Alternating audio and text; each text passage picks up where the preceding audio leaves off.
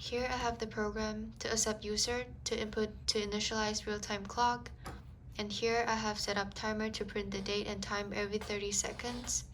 It will call the date handle interrupt and will print out the date and time every 30 seconds. Here I set up another timer to read the analog input. It will call pod handle interrupt and will read the pod value. It will determine whether the counter is equals to 0 first. If the counter is equals to 0, it will not change the frequency and the duty cycle. Otherwise, if the remainder of the counter divided by 2 equals to 1, it will change the frequency. Otherwise, it will change the duty cycle. Here I set out the pin for analog input and the PWM signal for LED. I'm using pin 27. And the onboard switch press, I'm using pin 38. And the default setting of the switch state is false. And here I have the interrupt for switch. It will call the handle interrupt and turn the switch state to true. So if switch state is true, it will increment the counter by 1 and the switch state goes to false again.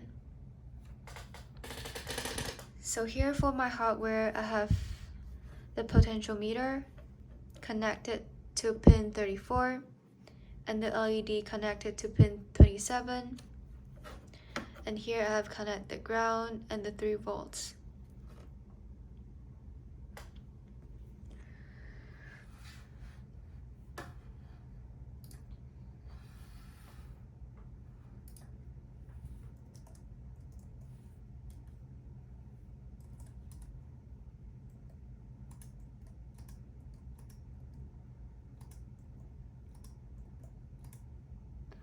So we can see the counter is 0.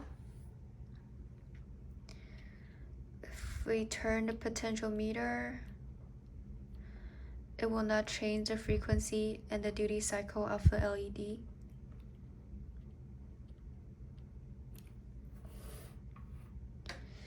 If we press, the counter turns to 1.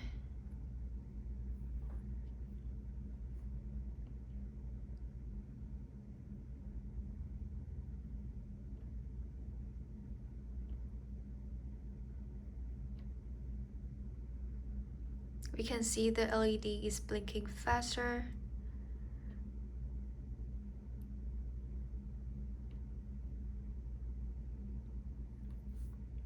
If we press one more time, we can see the counter turns to 2, and we can change the duty cycle.